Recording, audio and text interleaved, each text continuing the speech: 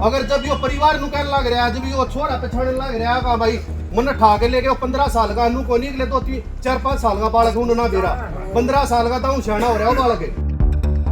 अगर यो इसे घटिया काम करेगा, जिस घर में बैठा है घर के बालक ने ठा के ले जाएगा, इसमें बताओ कामरान कितना बड़ा दोष करेगा उन्हें। आज हमारे जिला परिषद की वोटिंग होनी थी अविश्वास प्रस्ताव के खिलाफ। ऑलरेडी वो पहले इससे कई बार रिक्वेस्ट कर चुके थे और मैं उनको रिजेक्ट कर चुका था, भी मैं तो आपकी हेल्प नहीं करूंगा। तो मे भी उनका यही रीजन होगा कि भी इस बच्चे को उठा के उनको मेंटली टॉर्चर किया जाए और परिवार को फोर्स किया जाए। 3 दिन हो चुके हैं इस घटना को और अब तक कोई भी पकड़ा नहीं गया, ना कोई हमें पुलिस की तरफ से कोई संतोषजनक रवैया। रोहतक के इस्माइला गांव में ये पंचायत क्यों बुलाई गई और इस पंचायत में क्या क्या फैसले हुए, वो जानने से पहले पूरा मामला पहले समझ लीजिए। दरअसल बीते दिनों इस्माइला गांव के नीलम, जो कि जिला परिषद की पार्षद हैं, उनके नाबालिग बेटे का अपहरण हो गया था। अपहरण का आरोप जिला परिषद के चेयरपर्सन मंजू हुड्डा के पति राजेश सरकारी पर लगा था और ये वही मंजू हुड्डा है जिन्होंने हाल ही में गढ़ी सांपला किलोई से भूपेंद्र सिंह हुड्डा के खिलाफ भाजपा के टिकट पर विधानसभा चुनाव लड़ा था। हालांकि अपहरण के बाद पार्षद नीलम के नाबालिग बेटे को 2 घंटे के भीतर ही छोड़ दिया गया था, मगर अब ये मामला तूल पकड़ चुका है क्योंकि पीड़ित परिवार से लेकर पूरा गांव मंजू हुड्डा समेत उसके पति पर कार्रवाई के लिए लामबंद हो चुका है। जी हाँ, आपको भी बता दें कि जिला परिषद की चेयरपर्सन मंजू हुड्डा के खिलाफ पार्षदों ने अविश्वास प्रस्ताव लाया हुआ है और आज 23 अक्टूबर को वोटिंग भी होनी थी। ऐसे में आरोप है कि मंजू हुड्डा के पति ने पार्षद नीलम के नाबालिग बेटे का अपहरण इसलिए किया था ताकि दबाव में आकर नीलम मंजू हुड्डा के समर्थन में वोट करे। अपहरण की घटना के 2 दिन बाद भी पुलिस ने कोई कार्रवाई नहीं की, तो आज इस्माइला गांव में पंचायत बुलाई गई, जिसमें 11 सदस्यीय कमेटी का गठन करते हुए प्रशासन को भी कड़ी चेतावनी दी गई है। देखिए, कार्रवाई कल हम एसपी साहब से मिले थे, तो एसपी साहब करे हुए हम कोशिश कर रहे हैं, लेकिन ऑलरेडी कम से कम 2 से तीसरा दिन चालू है और काफी लंबा टाइम हो गया। तो मैं भी सर को ये कह रहा था, सर जिस आदमी का बैकग्राउंड हो सकता है इतना अच्छा ना हो, तो उसमें गांव को भी और हमें भी ये मन में है कि जो आदमी इतनी छोटी बात कर सकता है तो आगे और भी कोई हादसा कर सकता है, तो आप जल्द से जल्द कार्रवाई कीजिए। तो क्या पंचायत जो कार्रवाई कर रही है आप उससे संतुष्ट हैं? नहीं, देखो जी, मैं पंचायत से अलग नहीं हूँ, मैं तो एक छोटा सा पार्ट हूँ इस गांव का, और ये पंचायत नहीं, ये मेरा गांव है और सब कुछ यही है जी। पंचायत ये कि बेटा घर रहना तो मुझे घर रहना है, पंचायत ये कि आगे बढ़ना तो मुझे आगे बढ़ना है। मेरा खुद का कुछ नहीं है, मैं ये समाल गांव ही हूँ, मेरा अपना खुद का कोई वजूद नहीं है। अगर मेरा गांव नहीं है तो मैं कुछ नहीं हूँ, तो हमारी पंचायत ही सब कुछ है और जो हमारी पंचायत निर्णय ले रही है वो 100% सही है, था और रहेगा।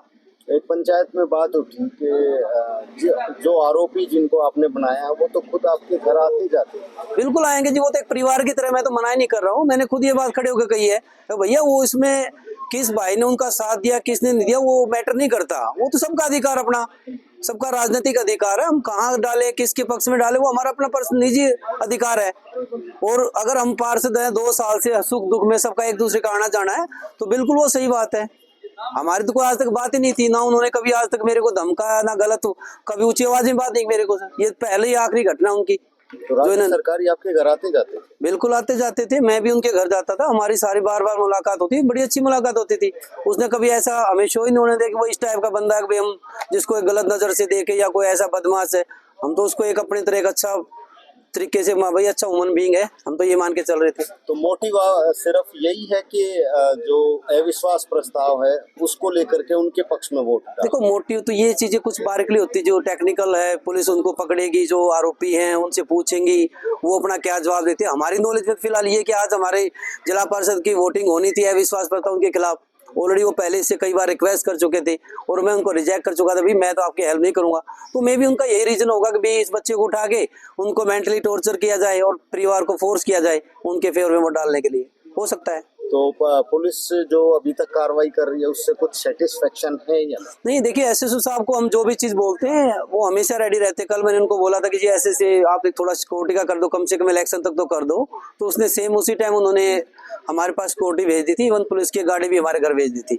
गांव पंचायत ने सारे आसपास के सभी सरपंच साथी थे, गांव को हंडा के आदमी थे, सब ने मिलकर एक निष्कर्ष पर पहुंचे। गांव ने 11 आदमी की कमेटी बनाई है, जो 11 आदमी कमेटी है। बीच में पंचायत के बीच में एसएचओ साहब भी आए थे, वो भी पंचायत से उन्होंने भी कुछ और समय मांगा है, और जिसमें हम भी ये चाहते हैं भाई कोई भी ऐसी कोई हम शांतिपूर्वक, हमारा सिर्फ एक ही मोटिव है, अगर जो हमारे बच्चे के साथ जिसने भी यह इतनी शर्मनाक घटना करी है वे दोषी पकड़े जाएं, उनके खिलाफ सख्त से सख्त कार्रवाई की जाए। तो क्या अभी तक की पुलिस कार्रवाई से आप सेटिस्फाइड नहीं?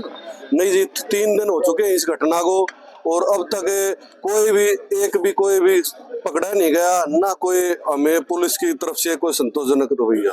नामजद FIR दर्ज जिसमें जो जिला परिषद के चेयरमैन हैं, उनके पत्नी हैं, उनकी नामदर्ज FIR है, तो क्या सबसे पहली डिमांड इन्हीं की गिरफ्तारी की? हम तो जो हमने हमारे बेटे ने धैर्य ने जो खुद एक शख्स है, वो उसने और किसी की जरूरत नहीं, जब उसने खुद ही पहचान कर रखी है, दोषियों के नाम बता रखे हैं, उसमें तो वो पुलिस को भी नहीं है, कोई और बहाना भी नहीं है। जब नामजद FIR करवा रखी, सभी के नाम बता रखे हैं और अब तक कोई गिरफ्तारी नहीं है, ये तो पुलिस कार्रवाई से बिल्कुल गांव राम पूरा संतुष्ट नहीं है।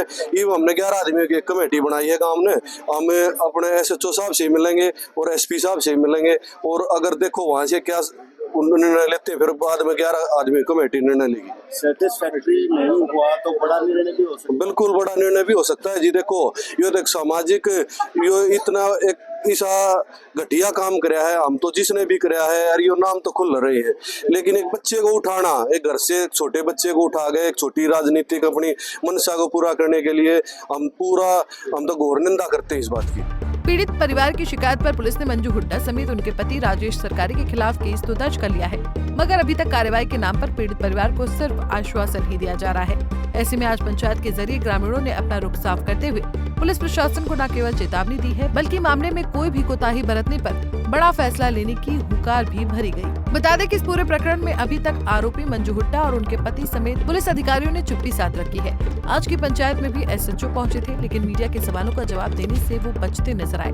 हालांकि पीड़ित परिवार को पुलिस प्रशासन की ओर से कार्रवाई का आश्वासन दिया गया है, मगर बड़ा सवाल ये उठता है कि अभी तक आरोपियों के खिलाफ कोई एक्शन क्यों नहीं लिया गया।